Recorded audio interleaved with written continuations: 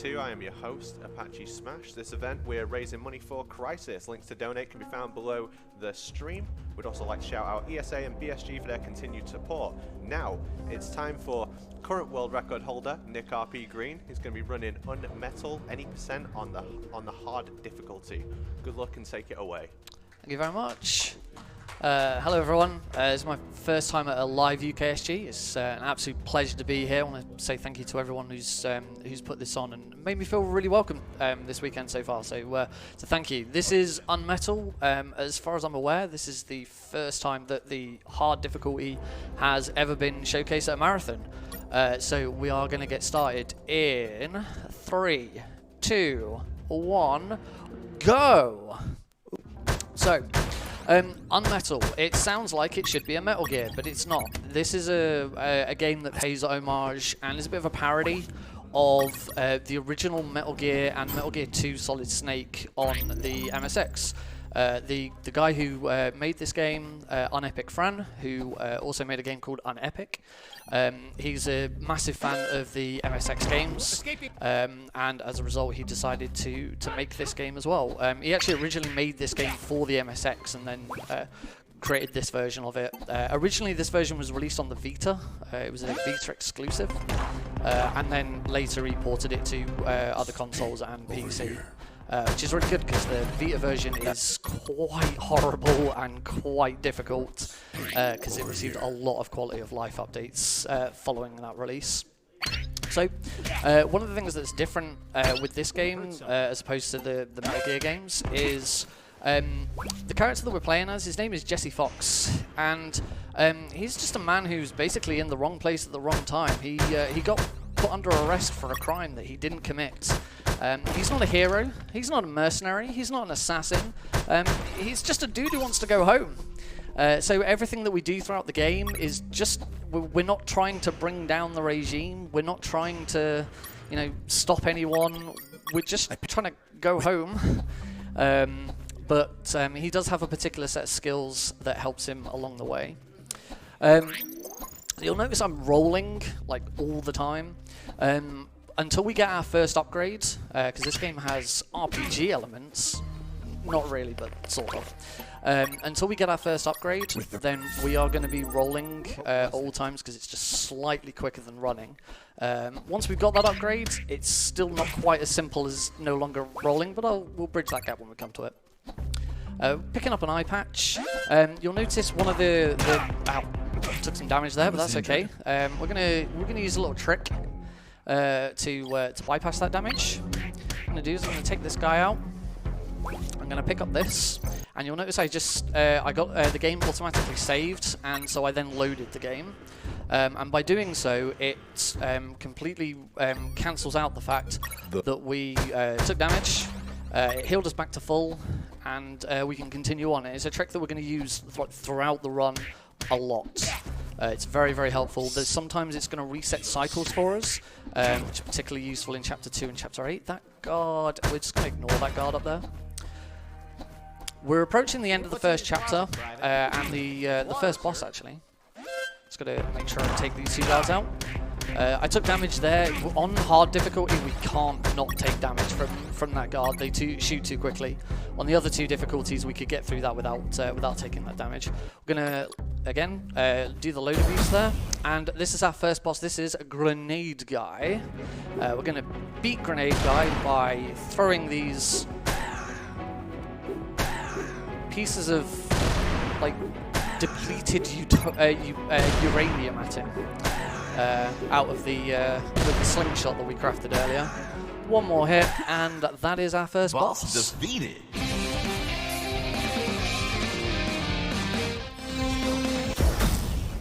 And we've got enough XP to level up, so we're going to take Sprint, which is our first upgrade. And the guards from earlier on have come and found me. This doesn't usually happen, so we might have to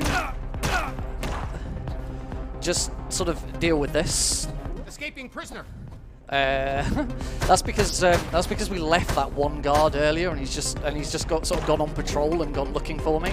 So that doesn't usually happen. I'm gonna, hopefully that's still going to end the level as normal, and it has. So that's good. So that's the first stage. The game is split into 10 stages altogether. There are the times.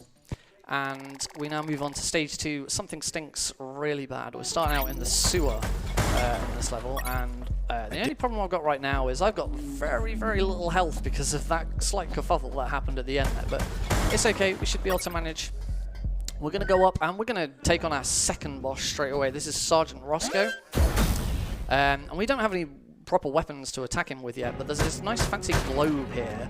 Maybe we could sort of use this globe. I do have to be careful here because I really don't want to get shot. Grab myself a first aid kit. Ooh, he's a bit far over. I don't know if I can actually hit him at that angle, but we'll give it a try. Oh, I hit him. That's good. Right, could do with trying to heal at some point during this fight. There we go. There we go. We got him into a bit of a good rhythm now. And that's Sergeant Roscoe. Boss defeated.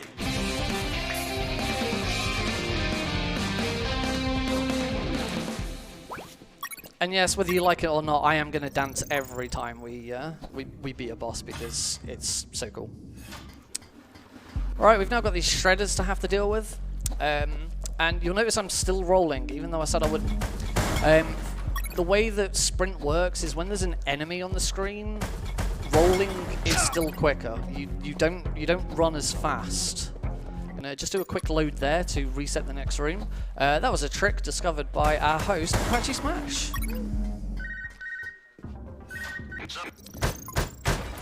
We now get into this bit where we have to keep finding these files, and every time we find a file, we call the kernel. Luckily, it doesn't take very long.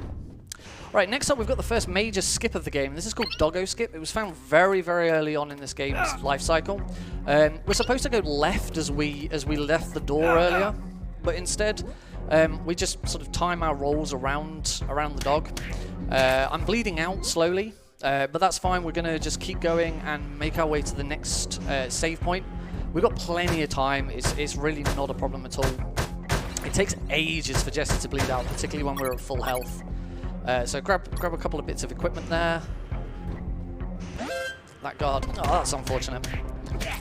The way XP works in this game is you only get XP if you take out a guard without him seeing you at all. So it's not enough to take out a guard without like getting an alert or something. The guard can't see you whatsoever. We've got to do a doggo skip on the way back. This one's a little trickier, but it looks like it should be fine. We'll just roll at the very last second.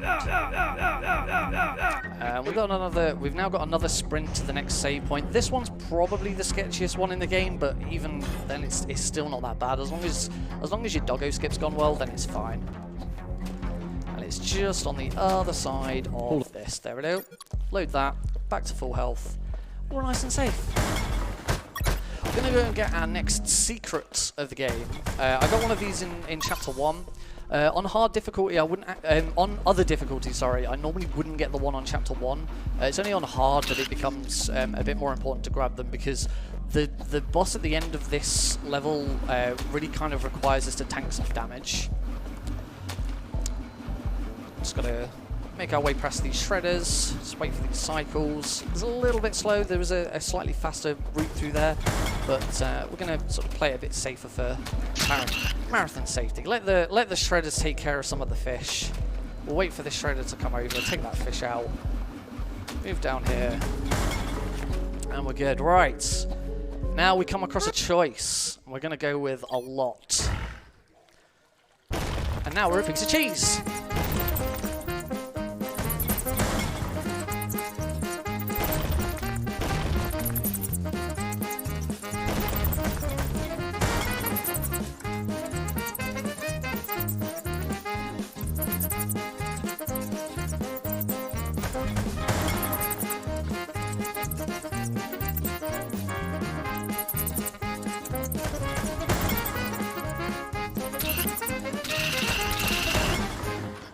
So why the heck were we a piece of cheese? Well, this game takes some of its jokes a bit more literally rather than metaphorically, and the person that Jesse is telling his story to asked, "Oh, you're in a sewer, there must have been loads of rats down there." And so because we said, yeah, there were a lot of rats, Jesse then said he felt like a piece of cheese. So the game takes that metaphor and applies it literally, turning you into a piece of cheese.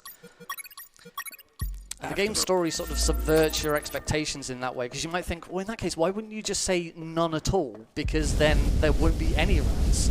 But if you say there weren't any rats, you instead say, oh, but there were some, like, flesh-eating squirrels instead. I felt like a nut.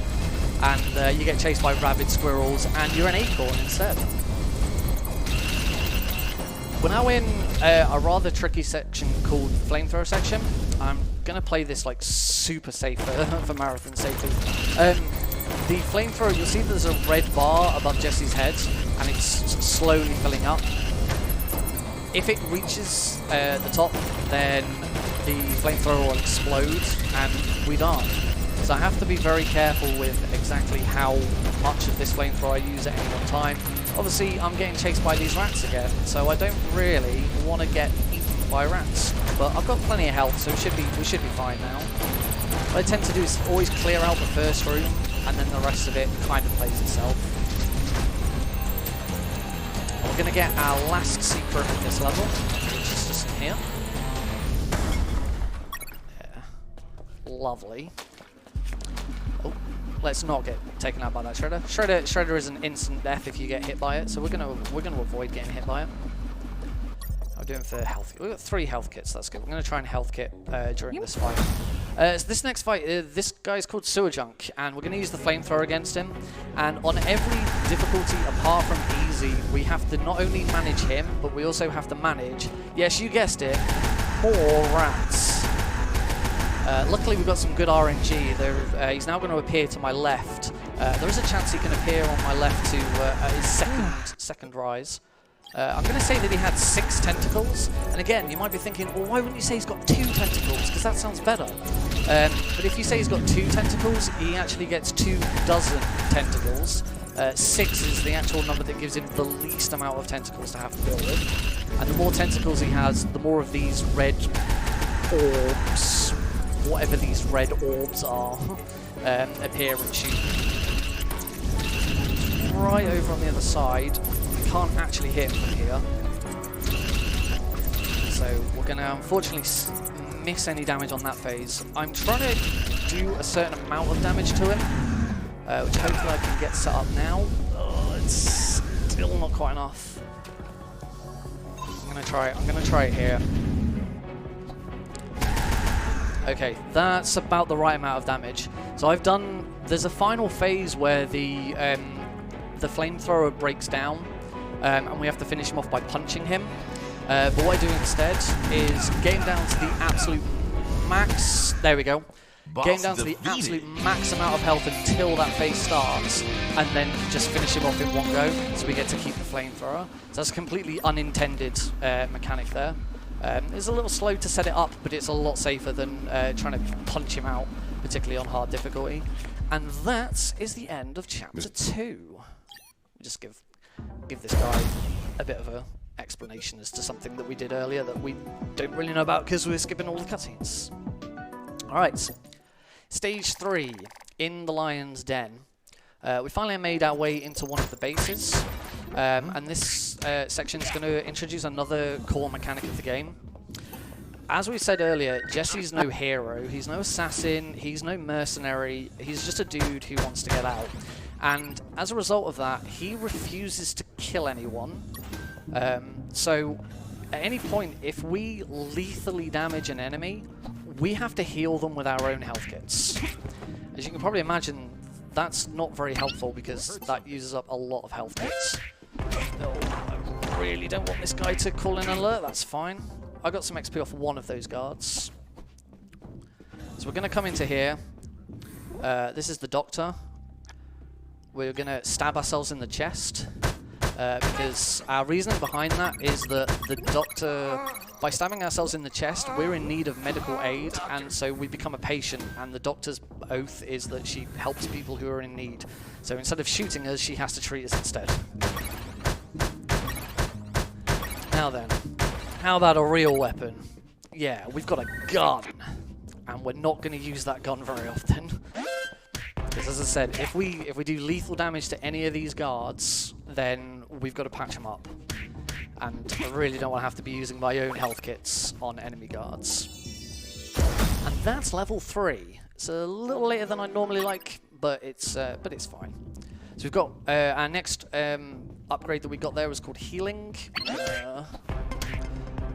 Not getting any XP from these guards, but taking those out quickly was probably more important. Healing allows us to heal or heal guards just slightly faster. We're going to get our next secret. This is actually the last secret we're going to get before we start skipping secrets. There's one other secret available in stage 3, but it's a massive backtrack right at the end. But that secret's really important because we get a load of bullets, we get a bullet pouch, which increases our max bullet capacity. I'm going to run through. And we're now going to head to a section where we're just going to do a lot of rolling, past some drones. There's not really much going on at that point, so if we've got any messages or anything, now would be a really good time for it. Yep, great run so far, Nick. I just want to remind everyone watching that we are raising money to support Crisis, a charity supporting people out of homelessness for good. They achieve this through education, training and support with housing, employment and health. 90% of your donations will go towards supporting Crisis and 10% will go towards UKSG's future events. That's fantastic timing. We are just about to approach our next boss. This is Megadron. And this just requires me to shoot him a lot without getting hit by any of the crates that he's dropping. Not like that, unfortunately. We have our first death. It happens. Luckily, the save point was right there, so it doesn't take too long to just quickly restart. Wait for him to come. That's better.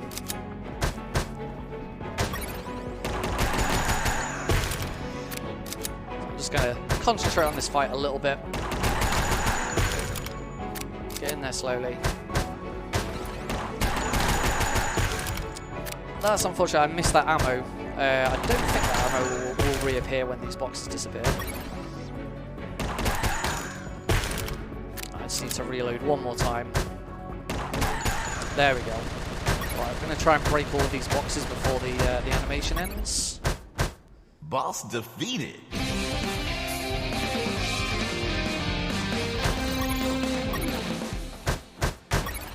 Right.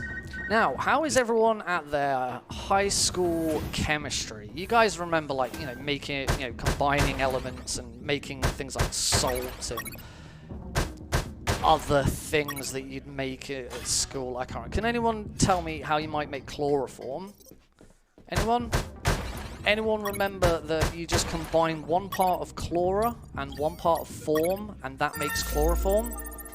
No one remembers that? It's like... It's basic science, guys. Come on. So we now have some chloroform. We use the chloroform to create a chloroform handkerchief, but we're not going to make it just yet because there's actually a developer-intended trick, which they didn't really think we'd be able to use quite in the way that we do to save so much time.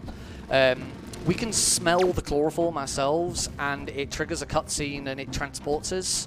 And it cuts out a massive backtrack that we'd normally have to do casually. So it's completely intended by the developer that the chloroform takes us to this location. They just didn't really think it through about exactly when a player might use it and how much they'd skip as a result.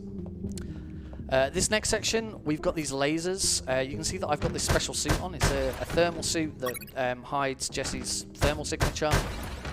On the easy difficulty, whenever you're wearing the suit, you can actually see where the lasers are looking. But on every other difficulty, it doesn't. Luckily, I've played easy more than enough times to know exactly where they are. Originally, when the game first released, it didn't have that available. There was quite a few things. Like there's some cameras later on where you can't see the cones of vision of the cameras. And the reason for that is because when I think Fran made the game, he made hard first, and then he toned the game down for medium and easy difficulties. And he did a pretty good job with medium, But easy, he just didn't tone it down like at all, and it was a bit of a nightmare. So we're running this on patch 12 now, and quite a lot of those patches have involved toning down easy because he's still every time there's still been something was like, could you make this a little bit easier? But I've had enough of running easy. Easy's too easy now, so we run hard. As far as I'm aware, I'm the only runner who's run hard. I think the one other active runner who runs this is getting prepared for it. I wonder what the... So that was the chloroform skip. As I said, that skipped the entire backtrack through that section of lasers. We're going to now combine to create the item we need. And just run away from those guards. There is our next boss. There's Lieutenant Marcuson. He's going to go and check on the doctor. But, oh no, he's going to come back out. Run away! We just have to hide for a second. Then he comes back out. And we're like, oh, I wonder if the doctor's okay. So we better go and check on the doctor. We actually skip a cutscene here, because I've still got 6 health kits, which is the max amount. There's a cutscene that would play if you didn't have enough and she'd give you max again. Luckily we so skip it because... I shot... Oh, that was nasty. Just going to heal myself up. So I have to heal that guard because I shot him. And now take out Marcuson. Whilst dodging all these lasers. And rather than reload, I'm just going to finish him off Boss like defeated.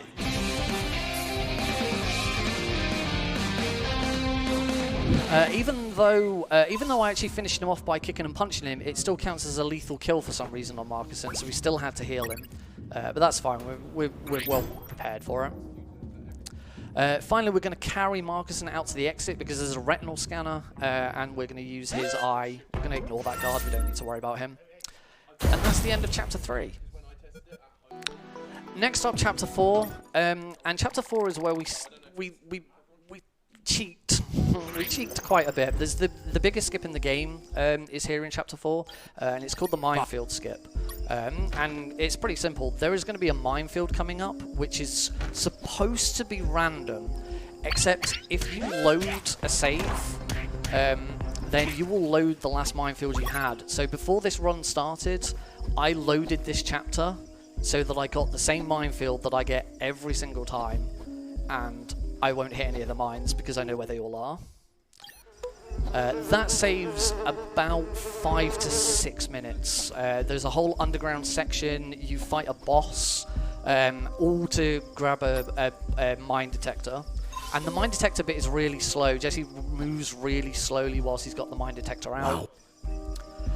In this bit, we're going to get lost in the jungle. Jesse, you may notice, well, you may not actually, because we skipped most of the dialogue. Jesse's not all that intelligent. So as we run around this jungle, Jesse keeps coming across this dead body, the skeleton, and he keeps thinking it's a different body. He's like, oh no, someone else has been murdered. A third person's been murdered. Another person's been murdered. Not realizing that he's just lost in the jungle and he's coming across the same skeleton every single time. Luckily, after the third time, he gives up. There's a bit we skip here where there's a crow. We have to like get a compass piece off of him. But we don't do any of that because getting lost in the jungle in this section here, we have to go a very specific direction. So you'll notice like I'm going in really odd, taking a really odd route through it. Luckily the direction we have to go through in this jungle is always the same, so we don't need to find out what the direction is by collecting the compass. But if I were to move off screen in the wrong direction, then we go right back to the body and have to start it again. There's a couple of times where in the run where there's things where there's directions and stuff that you're supposed to find first, but it doesn't change in between games. It's always set, so we don't have to worry about it. We're going to get another secret. This is probably the freest secret in the game.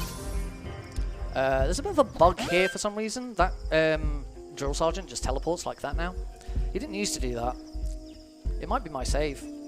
I don't know. But that's stage 4.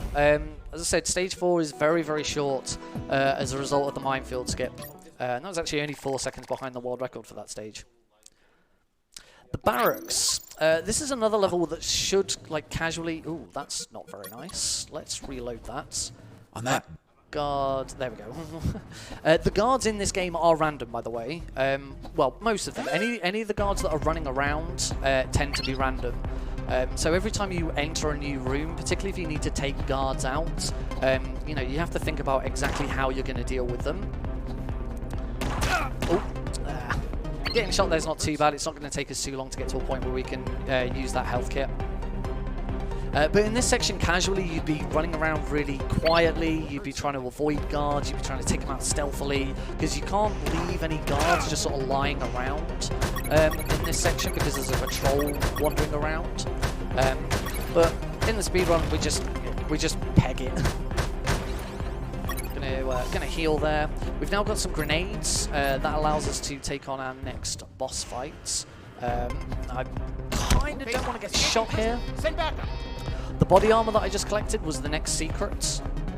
And the body armor gives us a 50% chance for any damage we take to just be negated. It's very, very helpful. This is Machine Mike. He is very, very loud. As much as you want. 1, 2, 3. Just shoot those. It's over here. That's okay. Oh, no! Okay, unfortunately, there has not been a save point before Machine Mike, so I have to very quickly redo this whole section again. Luckily, it's really short, and it won't take me too long, but yeah, we're just gonna roll our way through this section once more. Machine Mike on the different difficulties, his machine gun is very, very different. So on the easiest difficulty, he doesn't shoot out a lot at all, whereas on hard, it's just a constant stream of bullets. I got shot. Ow. Please don't shoot me anymore. That'd be nice. Get myself 8 grenades. Go and get myself the body armor once again. And we'll heal up whilst we collect the body armor and make our way back over to Machine Mike. Alright, let's try this again. Base, escaping prisoner. Not sure who spotted me there, but please don't get shot by them. Alright, let's try this one more time, shall we? Just gonna let him destroy.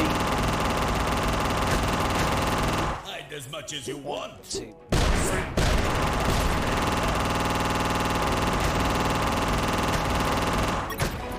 1, 2. There we go. No sweat that time, and we're on full health, which is nice. Boss defeated.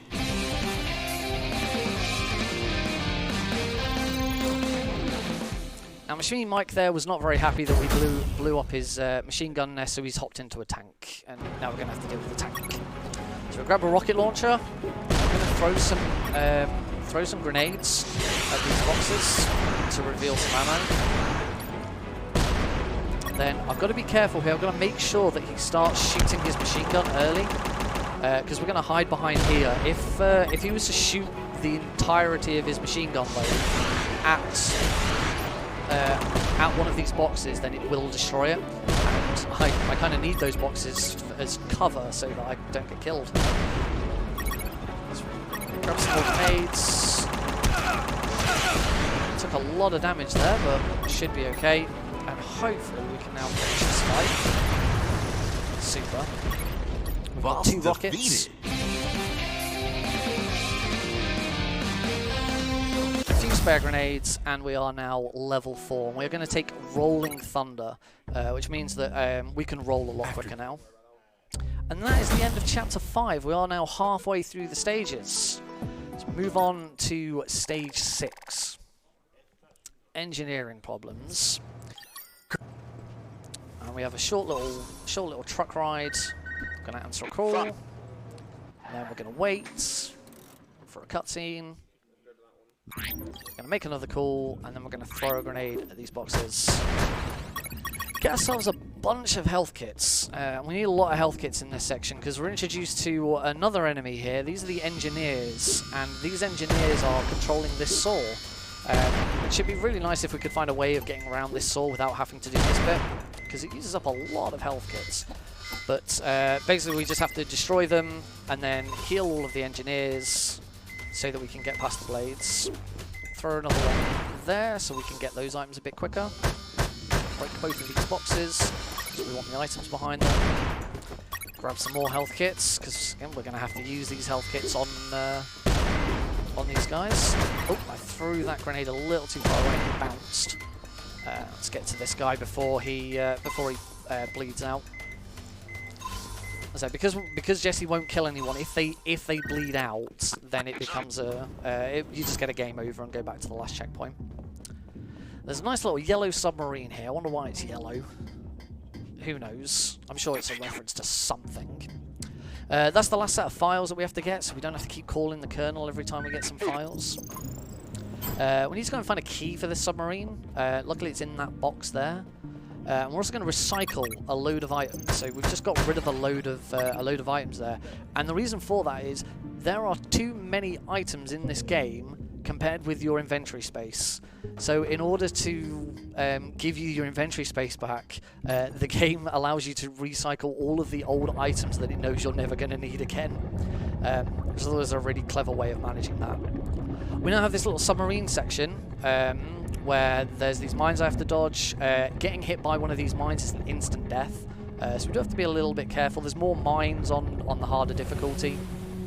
We come up to this section here, and we're just going to grab some missiles, because the next section of mines we can't get through without destroying them. Grab about 25, 24, that's fine. About I think 18 is the absolute minimum, but obviously we're going to play it safe in case there's...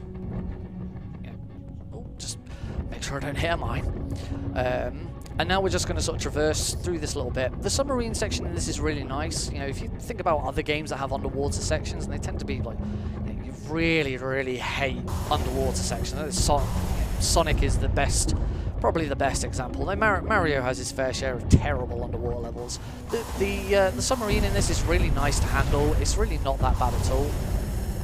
Just gonna blow that thing up. I'm gonna just for some safety, because I wouldn't normally get this stamina, but I think just to play it a little bit safer, we're gonna grab it. We can ignore that little missile thing.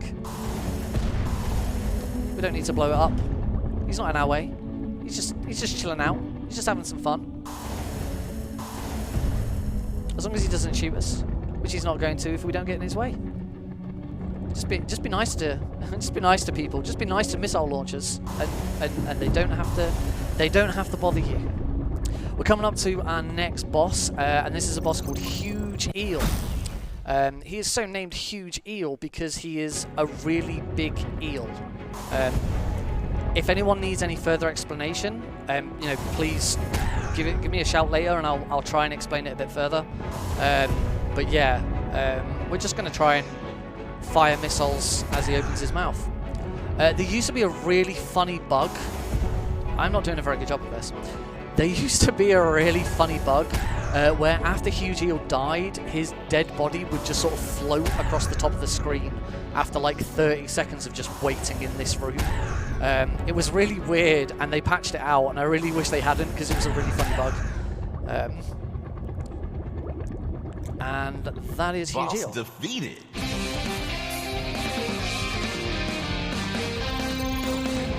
I'm a little bit behind on XP. At this point, I'd usually like to be level 5, so I'm going to have to make sure I try and get a little bit of extra XP as we go forward, but it shouldn't be too bad. We've got plenty of time to get...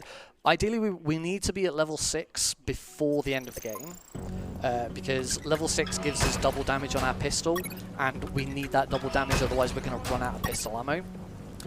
This is Chapter 7, Boondocks. This chapter has the hardest boss in the game. And some of these rooms can be really nasty as well. If you remember earlier, I said that guard patterns in the game are random.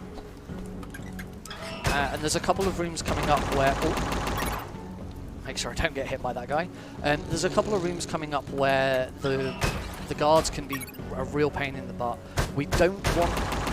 Let's make sure I grab that grenade. We really, really don't want to get an alert in this section, because it's a pain to have to deal with. So unfortunately I didn't get any XP from those guards, but they didn't cause me an alert, and that's the important thing. I did get XP from that guard, which is really nice. Gonna get some money out of here. So we now have $50 million. Jesse is rich, and he's gonna give that $50 million to this guy for his boat. And we can escape! Except the boat got hit by lightning and the guy won't give us our money back. So we're gonna have to venture on further into the base. We're gonna grab a grenade from this guy. I think I'm a bit behind on medkit, so I'm gonna make sure I grab this medkit here. I'm gonna grab another grenade from here. I'm gonna make a safety save because that aforementioned really difficult boss is coming up, and as much as I've practiced this boss a hell of a lot, it's quite a way back if I don't take that save and something does go wrong. I accidentally threw a grenade in the wrong place, so I'm going to grab an extra grenade just so that I have max grenades going into this guy. I'm going to take a shot here because the missile will carry through into the boss room, and this is the missile. This is easily regarded as the most difficult boss in the game, and I'll be honest, I'm just going to be quiet and concentrate for a minute.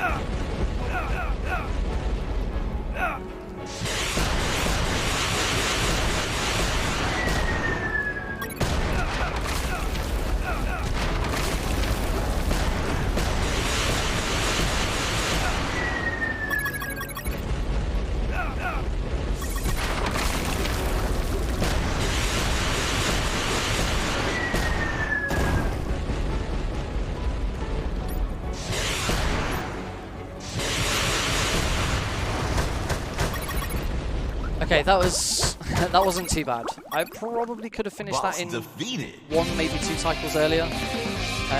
But certainly in a marathon setting, it's more important that I just do it without dying. So we're going to take Gunslinger. Actually, just because I did take Gunslinger. Gunslinger allows Jesse to reload his gun automatically, which is very helpful. But to be honest with that one, more the reason we take Gunslinger is because the other one that we can get there is completely useless in a speed run. Oh, why did you spot me? Alright, I'm just going to quickly load that because I can't really deal with an alert at that point. Let's just have to get around this again.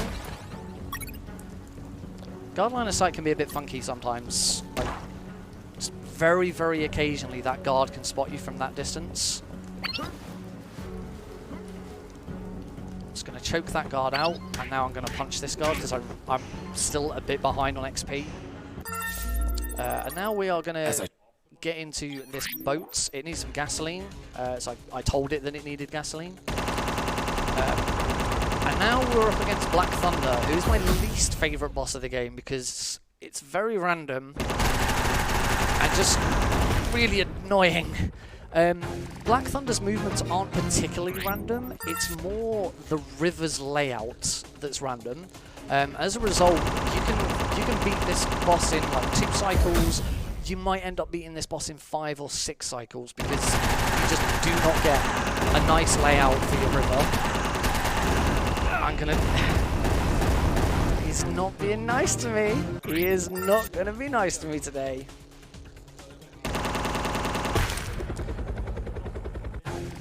And that was just really badly lining that up. Come on. We always want to line up here, and then as soon as this cutscene starts, veer to the left. As I say, Black Thunder's movements aren't particularly random, it's the river. We kind of want to get ahead of him. There we go, like that. That was a really nice finish there. And that's Black Thunder. Boss defeated.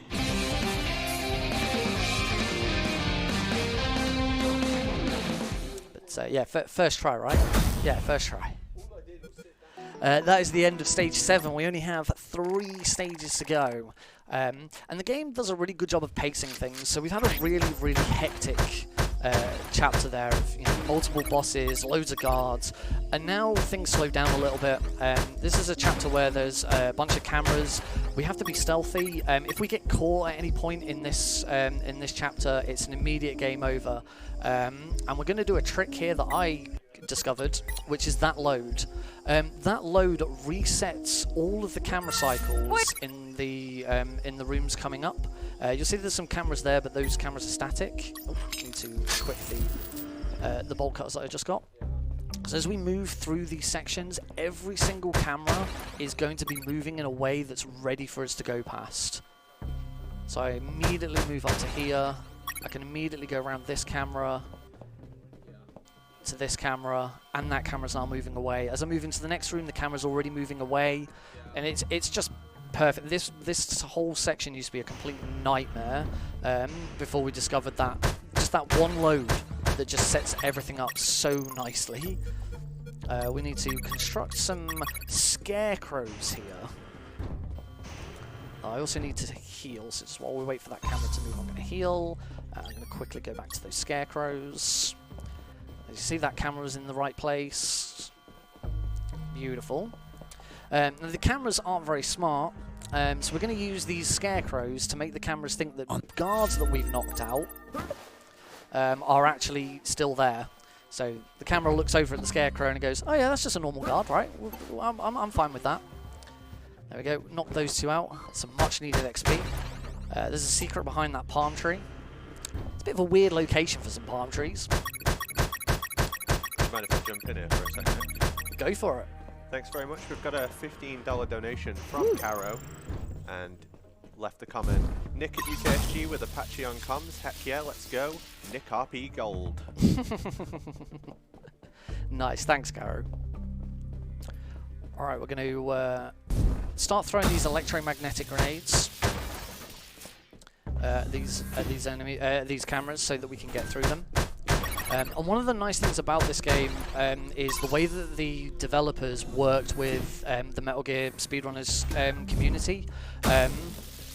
Many people will know that they worked directly with Apache to create an event for us when the game first came out, which was a fantastic event and really got a lot of people involved in the game. But also they paid attention to us after post-release with patches. We gave them a lot of feedback, and one of the best pieces of feedback was when the game first released. For some reason, Jesse could injure himself with his own electromagnetic grenades, which shouldn't really happen because Jesse's not a robot; he's a human being. And through constant pestering by MGSR's Plywood, he eventually changed it, and Plywood was very happy. We had a little puzzle there.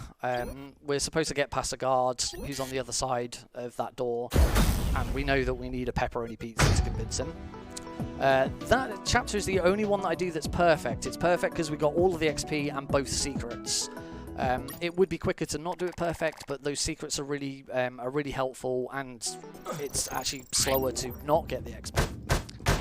We move into the penultimate stage. This is stage 9, and stage 9 is very, very long, and it throws so much at you.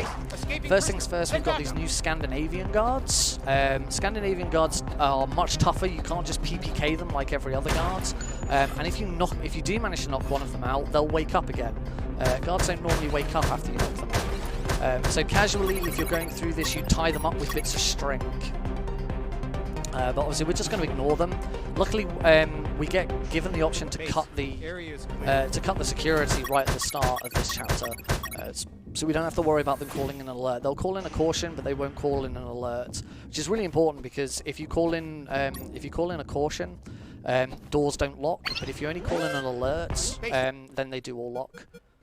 Just for marathon safety, I'm going to come into what I call the room of requirement and grab some extra health kits because I've only got one, which normally would be fine, but as I say, I've already had a couple of deaths in this run. I'd rather play it a little bit safer, and we'll take the extra ones because I'm going to have to use some. We're coming up to another skip, and it's called the Red Room skip. I'm going to take some damage there, but that's fine. We've got another save point that we can just reload there, get our health back. So this is the Red Room skip. This room here, we're supposed to go left, go through about 4 or 5 different rooms to collect a rad suit. And that rad suit allows us to get through what we call the Red Room, which is full of radiation. But instead of doing that, we're going to use this secret that we just collected called the Blood Bag. You may have noticed that whenever I've used a health kit, Jesse hasn't regained a bunch of health. It's... Oh dear. Jesse doesn't regain a bunch of health. Instead, he starts healing. The blood bag is the exception. The blood bag will heal Jesse back up to full health, but it's only a one-time use. I don't know if I'm going to make this. I might just... Oh, that was pretty tough. I'm glad I got those extra health kits. So yeah, the blood bag is the one time where it will put Jesse's health all the way back up to max. You can't use health kits in the red room because the moment you finish using a health kit, Jesse's health will start regenerating. He'll then take damage from the red room and the regeneration will end. So again, it was another trick that was discovered quite early on in this game's routing, that we could just skip that whole section. It saves about 2 minutes, I would say. Try and get XP from this guard, it's nice. He also has a coin on us, which is going to be really helpful soon for some really horrible rooms. These guards have got some ammo. Oh, good.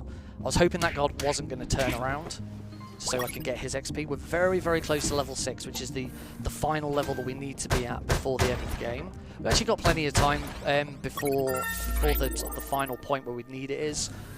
So I've done pretty well to catch back up on XP. Normally I'd already be level 6 by this point, but there's still plenty of guards to take out. We're now going to go up to the roof. The game actually wants you to do this floor first, but we discovered it was a lot quicker to go up to the roof, do all of the shenanigans on the roof, and then come back down again. So we're going to skip a very lengthy cutscene there. And we're going to start getting some wires. You'll see there's a communications tower there on the left. We're going to disable the communications tower. We're going to shoot these. Shooting these like bits of tarpaulin off of those seems similar to another game in the Metal Gear series where you can do that, but it's actually not a reference to Metal Gear Solid 2. Unepic Fran, who made the game, he's played a very small amount of Metal Gear Solid 2, but he's not touched any of the other 3D games. He's only touched Metal Gear and Metal Gear 2 Solid Snake. So whenever there's what seems like it should be a reference in the game to the Metal Gear Solid games, it's complete coincidence. We have to put these in a certain order, or this will explode. Luckily, it's the same order every time, and I just have to remember what it is. Middle, left. Now we have to cut some wires. Left, right, middle. There we go. So with the references there, in the first chapter I picked up an eye patch. If you equip the eye patch, you lose half the screen, as though Jesse's got one, his eyes covered, so you can only see half the screen. It feels like it should be a reference to Metal Gear Solid 3, where once Snake has his eye shot out, spoilers for Apache's run later, by the way, part of the screen sort of goes blurry to show that Snake's lost his eye. It's not a reference, it's a complete coincidence, because Fran's never played Metal Gear Solid 3. Alright, now we come to everyone's favourites, the dreaded Floor 3. These are Japanese guards, and unlike other guards you can see at a sort of 45-degree cone, these guys can see at a 180-degree cone. They can see directly to their sides, and also they don't need to call anyone on a radio. The moment they spot you, they call it in. This isn't going to work. So we use a potty there. Let's try and do this a bit differently. Okay, that worked. There we go. Oh, that guard's going to come up, so we need to just fire that at the right time. The way that we save the game, as you saw just before I fought Nuke Sub, is to use the toilet. So there are WCs throughout the game. But we also get these potties, which allow us to save at any point we like. Oh, I'm going to load that because that guard is over here. Really useful in these sections because we just don't know what the guards are going to be doing in these sections. Doesn't look like I've got a particularly nice pattern. Because I can't, they will hear me punching them, they will hear them getting taken out. So I have to work out exactly how I want to deal with these. This is really not a nice... Okay, I'm gonna try it. I'm gonna do this the just gung-ho method. Luckily, the Japanese guards will get knocked out in one punch, so you can just kind of just stand in a corner like this and just take them out. Hopefully this is going to work. There's just one more to take. There we go. We're done. Okay. It's a much more of a gung-ho method, and it only really works in that last room. But it worked, so we'll go with it. We've got another boss here. This is Takuma.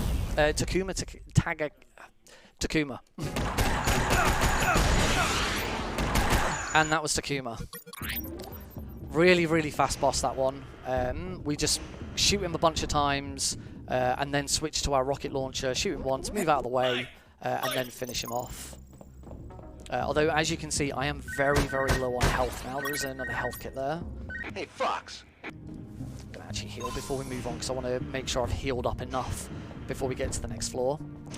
So that engineer there, he gave us a map. And that map is going to guide us around a labyrinth that is in the basement. I told you that this level throws absolutely everything it has at you, and it really does. We've had Japanese guards to take out, we've had Scandinavian guards to take out, and now we're going into a spooky, ghost-filled labyrinth. This game throws everything. Before we can go into that labyrinth is really dark, and we need some night vision goggles to be able to see in the dark. So we're going to navigate our way around these Scandinavian guards. We're going here. We couldn't have gone in here earlier because it required keycard 4, and we only got keycard 4 earlier. So we go. We've got the night vision goggles. We can now go down into the labyrinth. So just going to make our way past all the Scandinavian guards again. Keep dodging them. Doesn't really matter if I get shot. No, I'm going down, not up this time.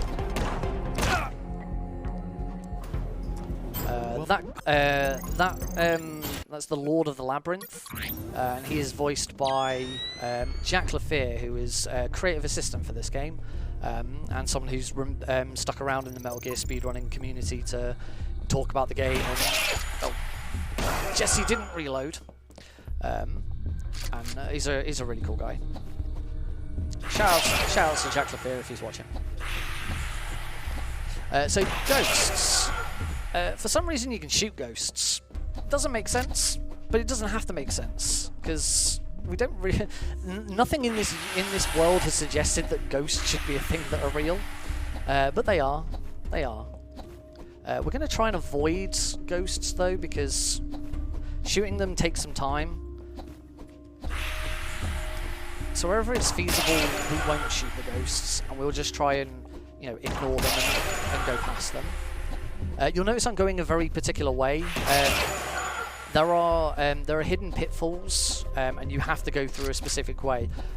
The engineer earlier gave me a map to direct me around. Again, just like all of the other sections in this, the map isn't random, it is always the same. So as long as you know the route, then you can get through it without having to look at it.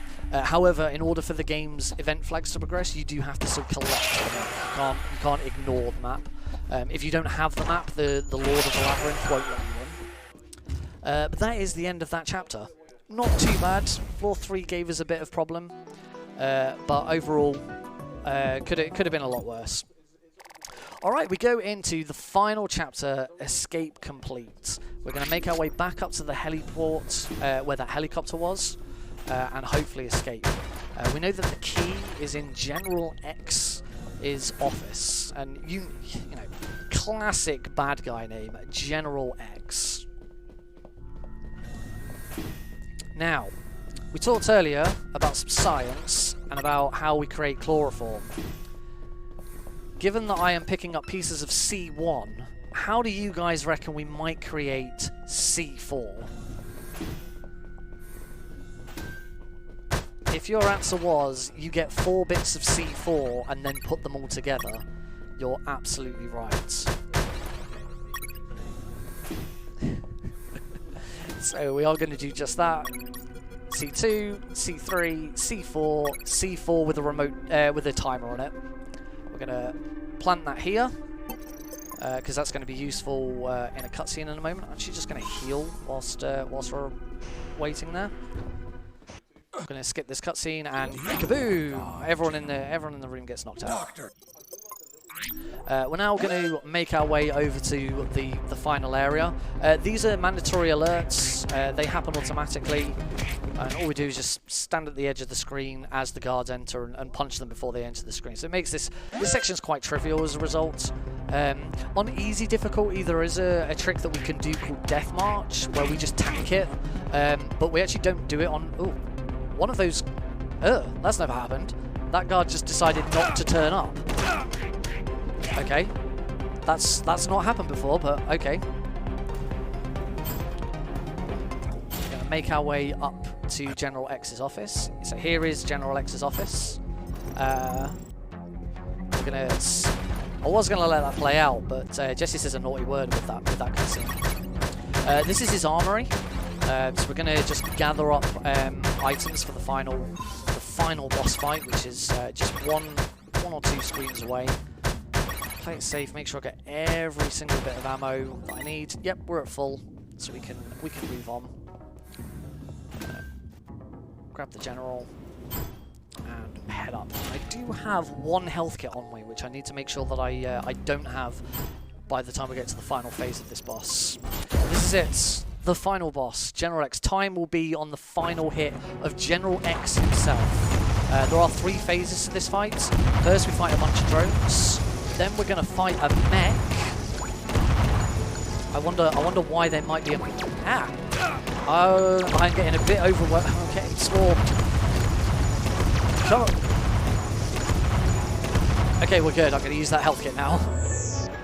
So here's a mech. Not a Metal Gear. It's just a mech. Any resemblance to Metal Gear is completely coincidental. I'm going to make sure I don't get hit by it.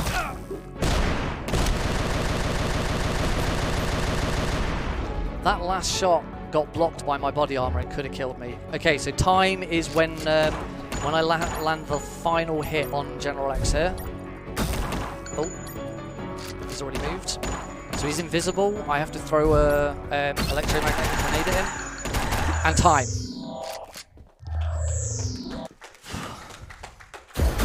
I managed the final stage in one cycle as well. Which the developer told us that wasn't possible. He actually joined us for the event that we did for when the game's released, and people were talking about, oh, I wonder if we could actually take out General X in one cycle. And he was like, no, I programmed it so that he'd run away when he takes so much damage. And then someone did it in front of him, and he was speechless. It was so funny and amazing. But that's it. That gives us an IGT of 54:23. Which for a marathon, that's pretty good. My world record is 48:43, I believe, which I've managed to achieve exactly that time twice. So I'm hoping one day I'll actually do better than it rather than just match it. But that is UnMetal. If you've enjoyed this run, and you want to know more about UnMetal, you want to play it yourself, I'd highly recommend giving it a play casually. It's a very, very funny game. Obviously, we skipped all of the dialogue and all of the cutscenes, but it's a hilariously well written, so check that out. But if you do want to learn how to speedrun the game or any game in the Metal Gear series, check out MetalGearSpeedrunners.com. Come and join the community. It's a fantastic group of people. It's got some really, really nice people there, and we're always welcoming of everyone to come and join us. So thank you to UKSG, thank you to Apache for hosting, and yeah, I will see you tomorrow because, well, it's Sunday, so actually I'll see you later today because I'm hosting for some runs later. So thank you very much. I'm going to go to bed. Thanks very much for that run, Nick, and enjoy going to bed as well. Coped with some very difficult RNG Colonel phases Harris there, but and I got went through to it. the... Next up we have DM Panda running Cyberpunk 2077 title screen NCS. What does that mean? We'll find out really soon.